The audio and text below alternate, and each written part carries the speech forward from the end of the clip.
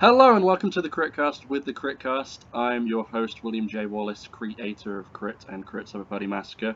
I'm joined today by Matt Miles. Hello, Matt. Matt plays Marcus in C.R.I.T. He also plays the good robot to C.R.I.T's baddie robot. You are also a poet, a performer, a writer, all-round wordsmith, and one of the writers on C.R.I.T Party Massacre. And today we're going to talk a bit about all of that.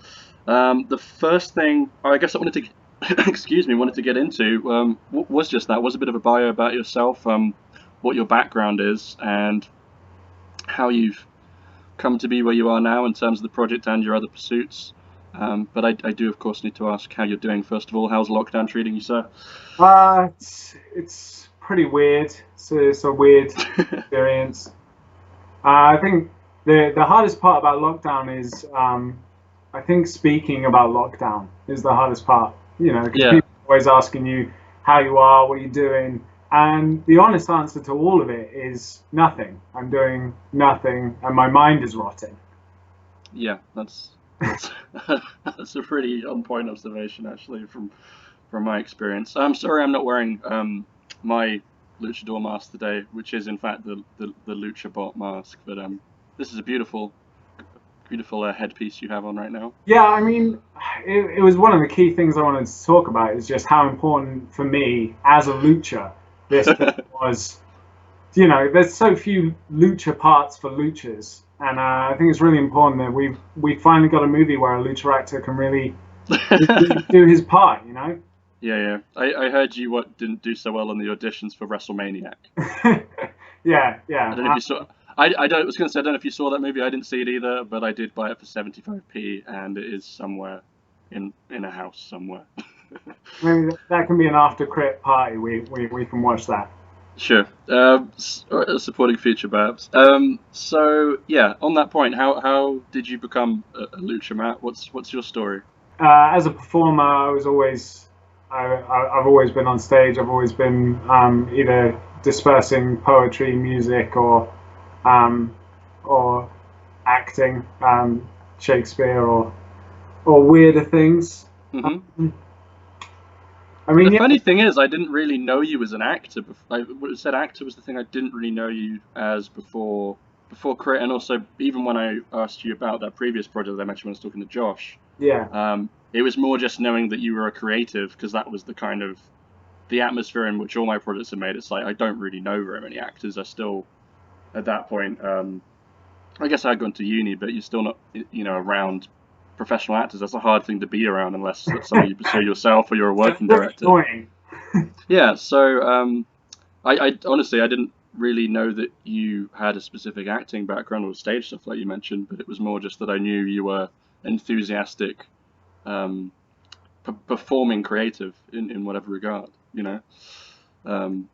I think that's what got me on board with the project itself is that's more or less the call you put out. That's what everyone responded to it was this organic, beautiful, like just call for, hey man, let's all just make something. And the original C.R.I.T was definitely that. It was just a bunch of people with more ideas and free time than we probably had any right to, and we all got together and made something that was as fun to make as it was enjoyable to watch back. And I think that as the ethic behind C.R.I.T, because like I'll always make time for something that's, I don't know if fun's the right word. It is, because it's fun to do, but it's like passion fueled. If someone has an obvious passion for something, then I'm going to give my free time and any skills that I have that can help to make that happen. I think facilitating people to explore the upper reaches of their ability and the upper reaches of what they can do, whether that be budget or because there's too few platforms, and that's happening across the country in every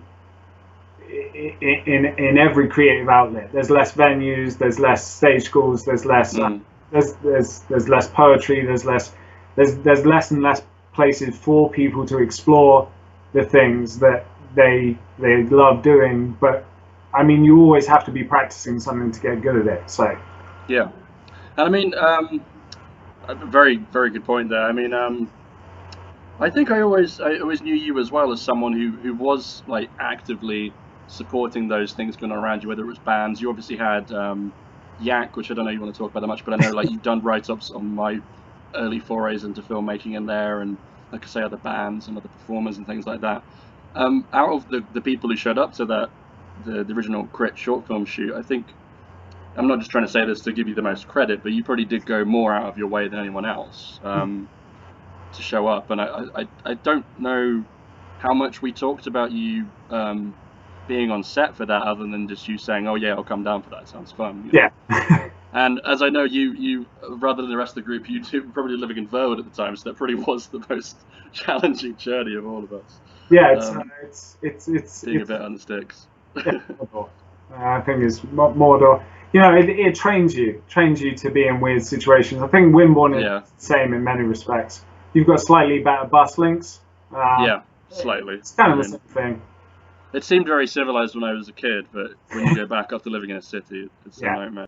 Yeah, I was going to say, because I remember you showed up whilst we were shooting outside of Allenbourne Middle School with the crit head and the Parker. Yeah, the double. It looked like you had two small children on each other's shoulders in the trench coat. Yeah. Yeah, I think like looking back, anyone who's new to the project probably won't even understand that was the original Crit, because it doesn't look in any way like a robot. It was just, again, like everything else the project made out of stuff we had around. Yeah. You know, had I told you had I sent you the script? I think I did, because you came at this quite professionally. You were like, "Oh, send me what you got." Yeah. You wanted to give it your all, sort of thing. Yeah. So, but I guess even with that in mind, that had nothing to do with what you walked in on when you showed up. So, what was your first impression when you? I can still picture you walking down the road, actually, probably in your fur jacket or something. But what was your first impression of the shoot and subsequent madness that ensued? I mean, yeah, it was the perfect scene to arrive on. I think it's fairly surreal to walk up on, especially the first iteration of Crit was a horrendous looking thing, but I don't think it would. I don't think it's out of place in like in a body horror or a sort of weird. It was quite a looker for what it was, you know, hastily thrown together. I think it could still it was striking. A decent amount of nightmares. So it was the blonde wig. I mean, as far as impressions go, like everyone that was there that day was incredibly welcoming. I think it was Jack, wasn't it? Was in there. Yeah. So would Jack been the only person that you'd met before out of that group? Well, and yourself. Yeah. I'm trying to remember who was there on the first day. So it was those two, India Mackenzie and then Josh and Faye. Yeah. So I think it was yourself and Jack would have been, and India possibly. I think in passing before. But yeah, it was small world we live in. Yes. At the time. Yeah. Okay. I guess that kind of covers the original shoot, unless there was anything else you wanted to mention. I mean, yeah, we still gotta. Thinking about the first one specifically, we still need to find a way to get that the toe punt kick of the Crit head from the original. I think that's something very important that we need to bring back. Was there a drop kick take of the?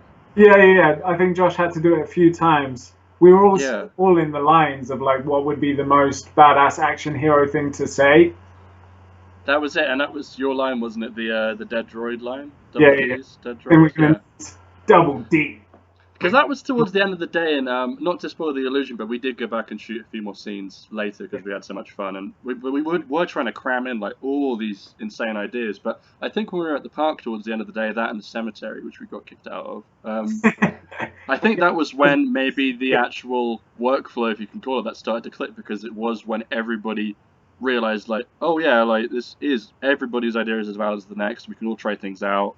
And I mean, I like to think I was living up to that throughout the day, but maybe that's where we really started to open it up to the floor, and we did do these different versions of these scenes. Because, I mean, granted, it is a lot easier when you're not making complete scenes; you're just making little sequences and little shots. But I think, that time towards the end of the day was when it really started to happen. You know, because I know there was times earlier in the day when we were off in different places trying to do things, and we did have a sort of checklist we were working through. But Yeah, that was a lot of fun shooting the various peaks of how Crit would be disposed of in this fake trailer. I mean, I think that was the first words I used when I was describing the original shoot.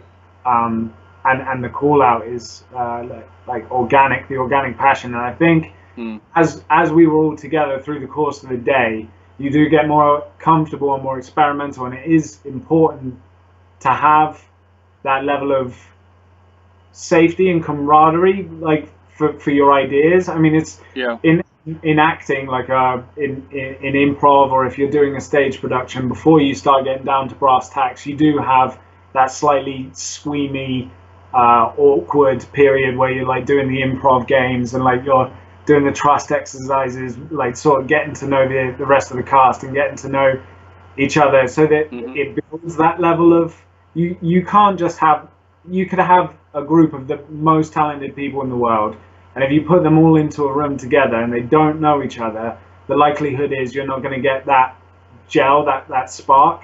And so like over the course of the day we gradually got there, and then yeah, you're absolutely right, by the end of the day we were just kicking ideas out and like everyone was just happy to spitball. And I think what we built on the trailer is what then was ready to ship straight into when we got down to brass tacks with the actual Crit project. Is we already had that rapport, ability to just mess around and have fun with it, which it did seem even though it was quite some time until we started shooting, of course. I mean, and there was obviously a period of pre-production where we were setting up how we would go about shooting, which I do want to talk to you specifically about as well. You're right, it really was formed there. And I think, in a way, this is something I thought about while I was editing or putting together the last interview with Josh, is that when you work as a film crew member, which obviously I know is something. Have you had any experience on professional sets or semi-professional sets? No. Only student films. So exactly. So I won't. Student films.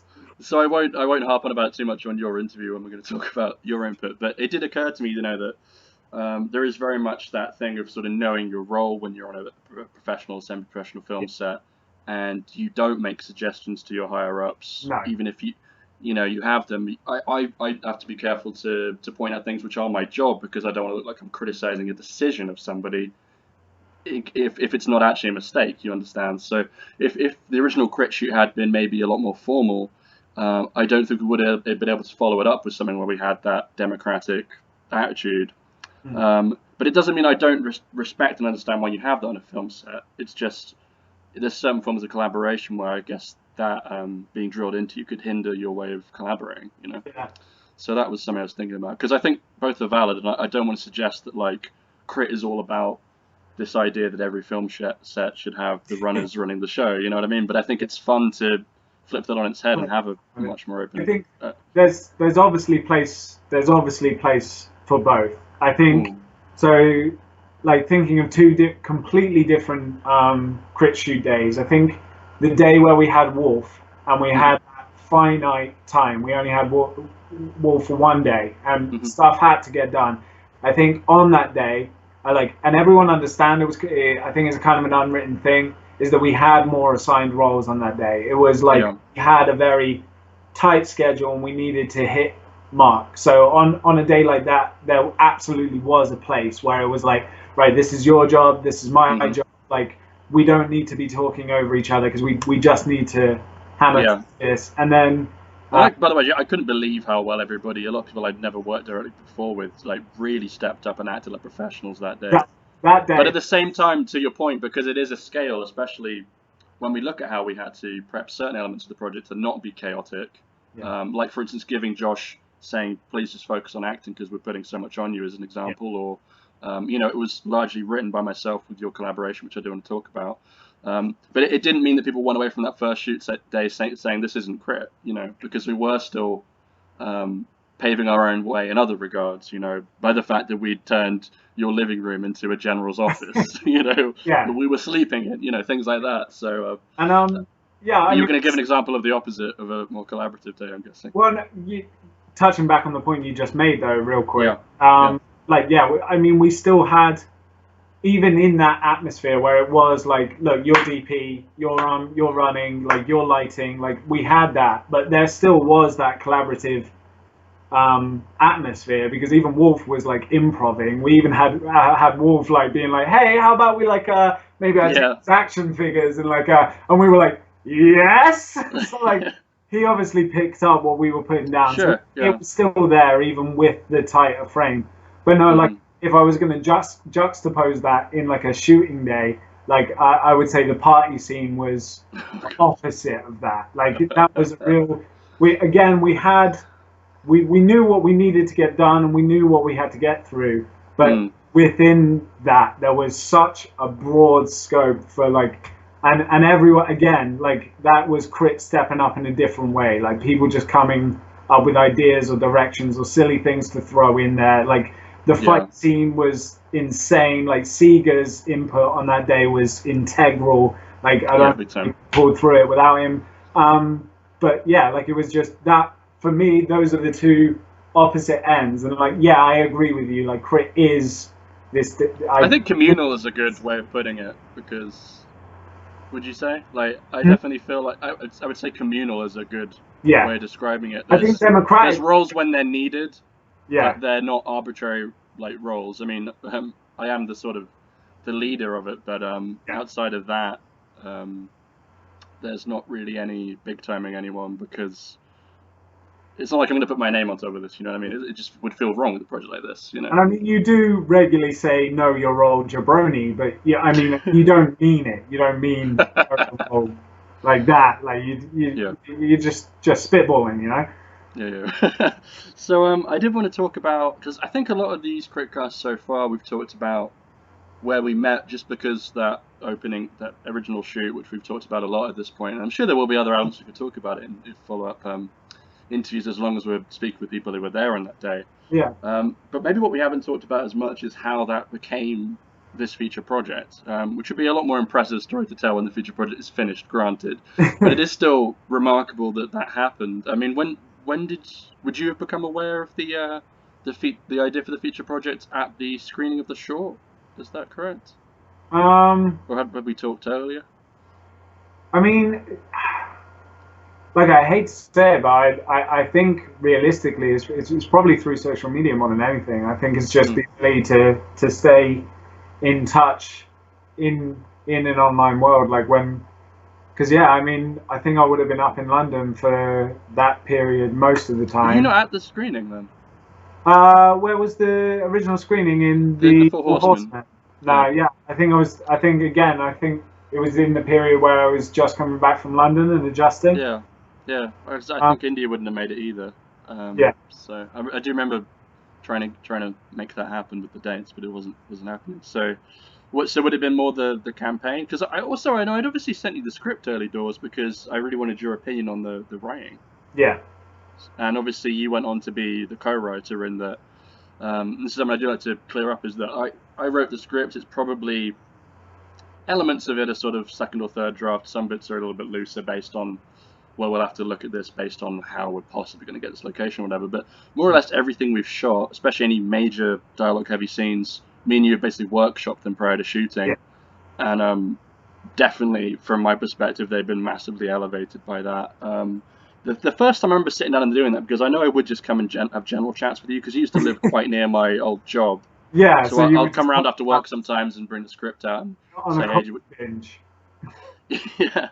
Yeah, exactly. I remember being very jits for you. After sitting in an office for 8 hours drinking coffee and then coming over and having a coffee. I'd be a gibbering wreck after sitting in an office all day. Like, I can't do that. I think I was, and I had to drive home, so I wouldn't recommend that to anybody. But I think the time, I think actually to that point sometimes I'd struggle to really be able to get my head in some of these scenes while we were there, and you'd give me some valuable feedback, but maybe it wasn't getting completed per se, or problems weren't being solved in the structure. But I do remember when we actually sat down and we were like blocking it out and rehearsing the scene with you and Brian, your argument in the school in the corridor, which was again post Wolf, probably the first major scene we shot together, which I was delighted how that came out. But I have very fond memories of when we were working on that, and our collaboration in rewriting certain scenes really seemed to take off and would often meet a sort of flirt and stuff after that and have sessions.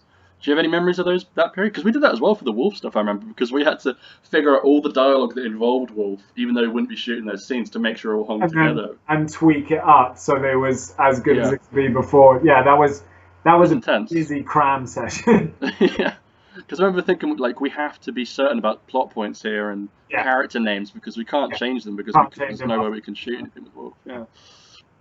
But yeah, I've kind of spoken for both of us a lot here, but do you have any other memories of that period where we transitioned from being people who made a short film into people who are going to be working on this project, which even from the beginning we knew would take a year, 2 years? Yeah. We're now in our third year. Well, this hasn't helped, certainly. No, unfortunately, but yeah, any memories of that transition? Yeah, I mean, without it just turning into a mutual blowjob, like I was. Always tested. I was just so impressed when you sent me the script. Like, I mean, this goes back to the very first point as well on the call out for the first. I'm so in love. I'm so enamored with passion and the drive to get stuff done. So when you sent me that first script. And like, obviously we worked on it from there, but like just the fact that you'd taken the time and you built this entire story, and like I might have helped with like adjusting knobs and stuff, but like the beast was done. Like the story was there, everything was in place when you sent me that first script. Like it was all there, and I was like, I remember reading through it the first time, and like, at no part was I like, oh, I can help Will write this, because like, and I was like, this is fucking amazing. Like I'm already in. So I was like, my offer from that point was just, I want to help however I can, because which we should point out, like, there's a big commitment, you know, like for anybody, even your best friend, to say I'm going to do this. So it's not like to say that you could have loved the script and had reservations about joining it, but obviously we're so happy to have you, because you have been, I mean, a massive part of this. And as I've alluded to before, we didn't really know each other very well prior to even the feature, I would say. Yeah, it's like,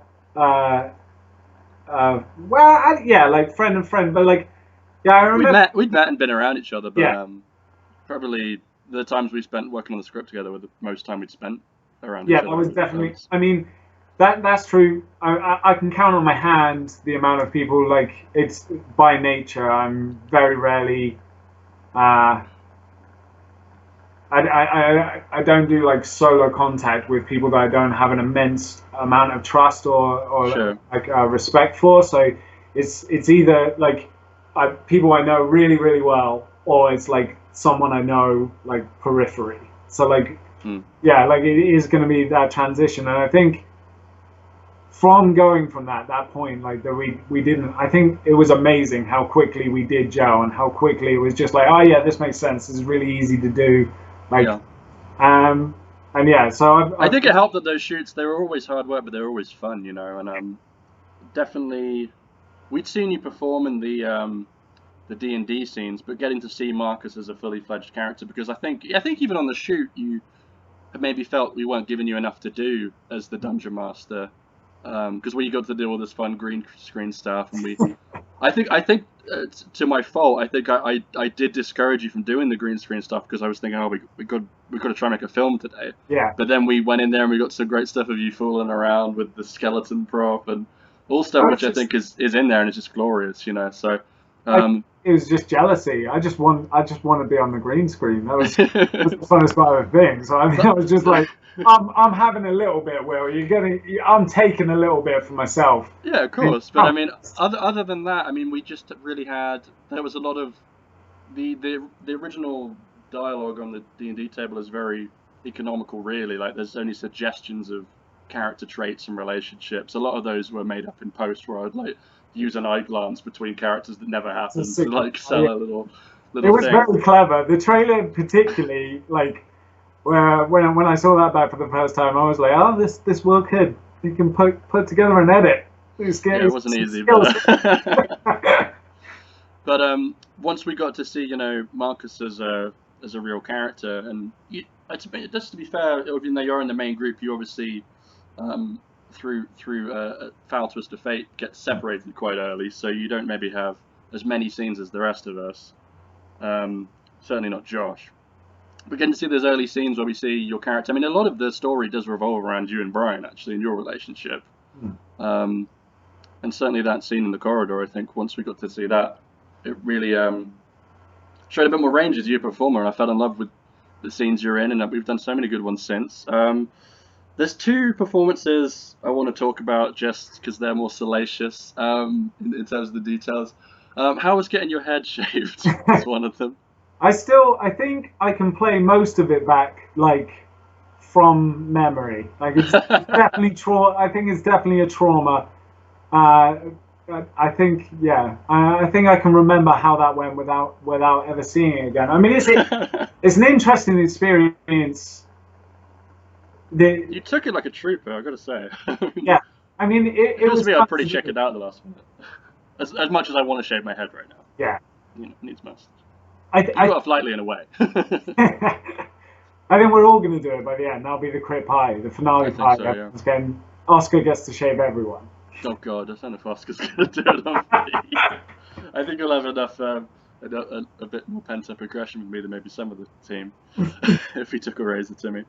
But that was a funny one, wasn't it? Because basically, you decided that it had to go, and it would be the easiest way to keep continuity. So he wrote it in. I already playing a lucha is fine. Like a lucha playing a lucha, that's fine. Everyone's going to be on board with that. But I'm looking at 30. I've got to play like a 13-year-old boy.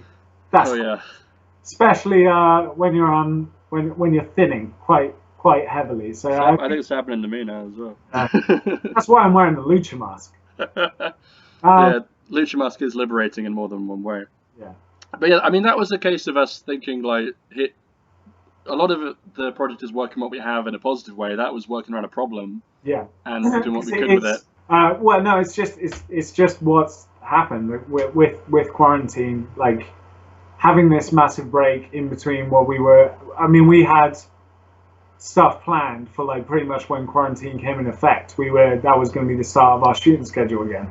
Literally, I've had my alarms go from my calendar every week or so. Here's when you're shooting the last scene of this, and I'm just like, we could be rats. Yeah, we would be wrapping probably this weekend on the final thing we planned actually. So yeah, it's quite heartbreaking.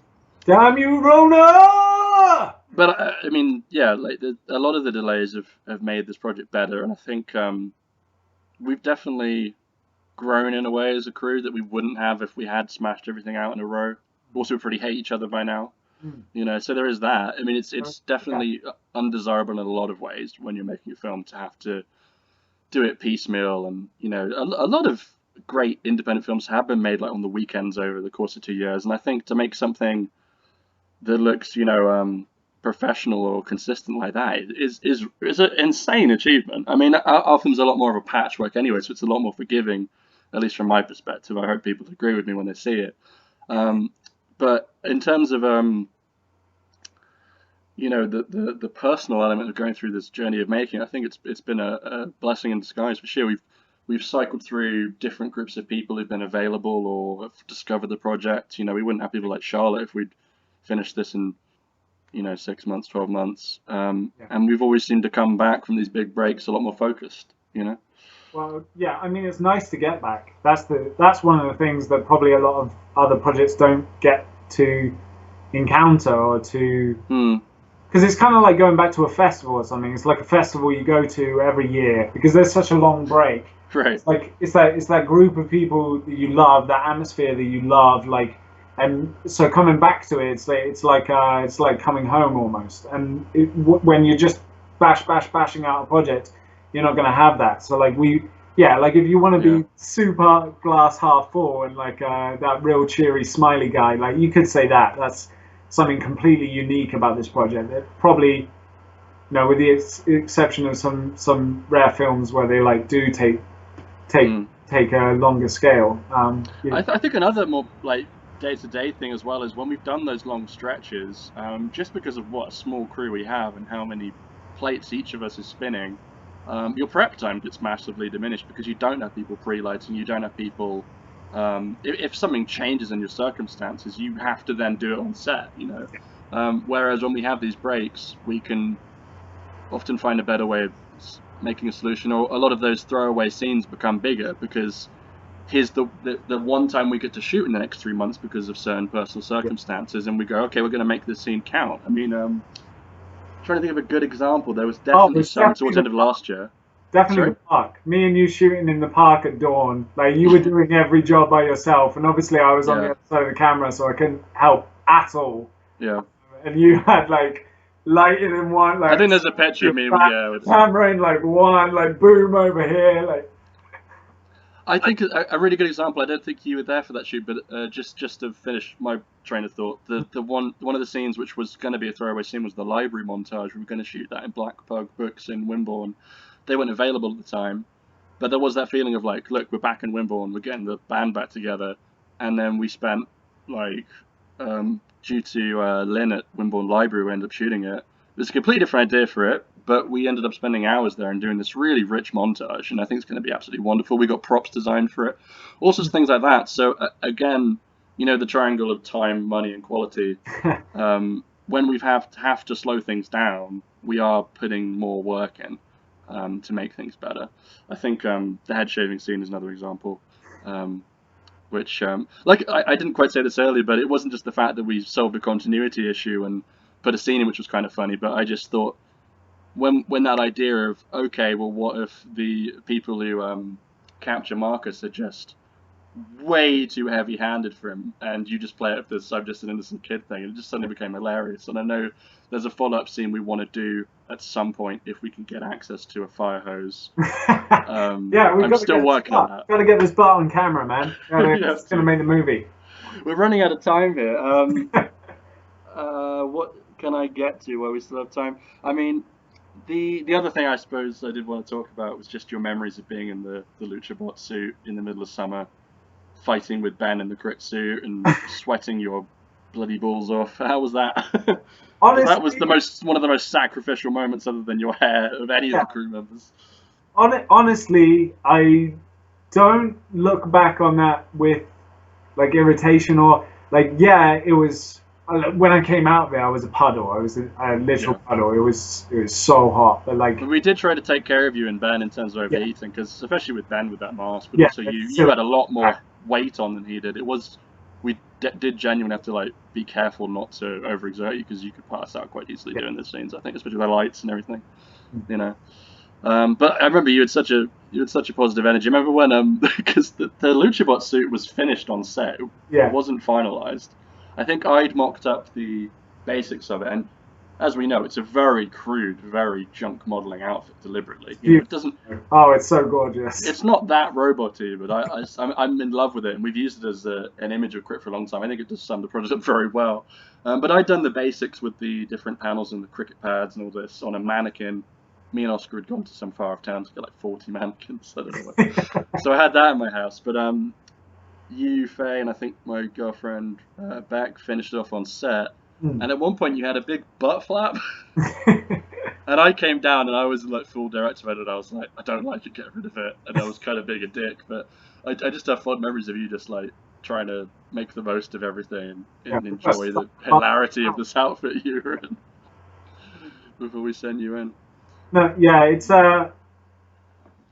it's hard, like finding the mixture. Like, again, it's a different kind of acting. It's kind of fun, being completely obstructed like that and having to use your body. I think the Luchabot scenes are interesting. Like, again, it's like that passion. It's like something new. It's something I've not necessarily utilized on stage. Like, it's those things you pick up and it makes you a better performer. Being able to use your body in a new way and making sure that you're conveying like so much emotion without relying on like this.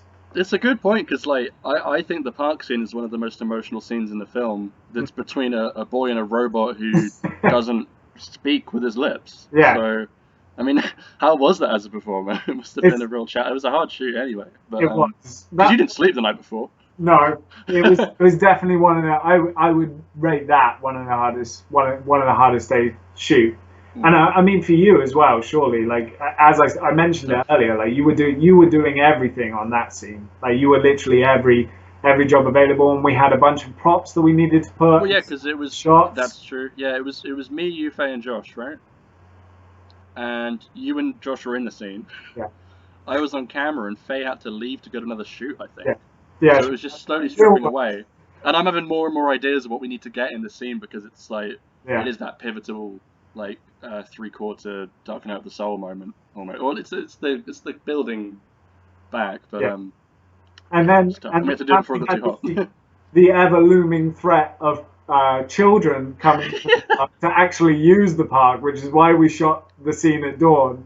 But yeah, like it was two reasons. It was one because it was going to be so hot by midday, but also because we didn't have permission to shoot in this kids' play park. And also, it's really weird to just be a full grown-ass man in a robot uniform in a mask. Yeah, like it just because again, if you'd been dressed like Clunk, it might be one thing, but you were literally in a El Santo mask.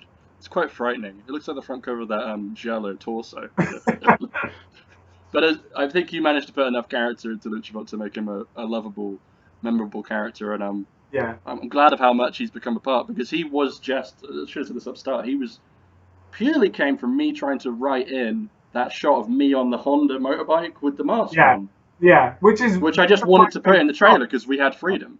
But we made it into a character that's a big part of the film. So yeah, even though Marcus doesn't get to play through portions of it, I think it's very much balanced out, and you've done a wonderful turn in everything we shot so far. I'm trying to think if there's any big Marcus or Luchabot scenes we've got left, other than the climax at the computer at the end. I think it's the big Marcus scene, and Luchabot's a big part of that too. So I think it's just about tying up those two loose ends. I can't wait to do it. We would be doing it now. Okay, I think that's about all we got time for. I guess I just wanted to ask, we've still got a lot of work on Crit, as we know, but what are you up to now with, I mean, maybe not literally right now given the circumstances, but I know your spoken word and word makers has been a really big part of your life. Where's that going for you? Do you have any other pursuits right now in writing and acting and performing? Yeah, I mean, poetry is incredibly difficult in the current thing, and I don't really gel well with doing it online or anything. But like right now, the most heartbreaking thing is like we were booked for a lot of festivals with my band Dead Horse Bay. We were booked to be doing a lot of festivals, the most we've ever done this season, and that's had to obviously not go ahead. So I think my focus is any that we can still do. I think there's some in August that might still be going ahead. Just making sure, because obviously we haven't been rehearsing or making new material in the same way that we normally do. So I think getting back on track and making new poems, new songs, writing and collaborating with people in fields is what I'm looking forward to doing. Yeah, absolutely. We're looking forward to seeing you back. I mean, I love what you're doing there. I don't think I've had the chance to see you guys live, but is there a way for people to follow you or your band for any dates that do come up? Yeah, Dead Horse Bay. I guess on the Facebook we've got Bandcamp. We've got a zine. It's not as good as the Crit zine, but I haven't checked it out. Let's see it. We need to do a crossover, because I think we were promoting that show you had supporting. It was a big name you were supporting, wasn't it? Yeah. Down at the Anvil, wasn't it? Beans on Toast. Yeah, the Beans on Toast. That was it. Yeah. Yeah, that was one of the first things to get struck down by the lockdown, right? Yeah. You completely understand. It would have been ridiculous for it to go ahead, but it still breaks your heart. Absolutely. Well, we can all hope things get back to normal soon, so we can get out there performing and shooting and all of this. But it's been really nice talking to you, man. I guess I'll see you soon enough at one of our somewhat weekly Conan the Barbarian role-playing game sessions. But nice to chat about Crit for a bit. And I guess we'll leave it there. Any closing words for the audience? Stay Lucha! All right, cheers, Matt Miles. We will see you soon.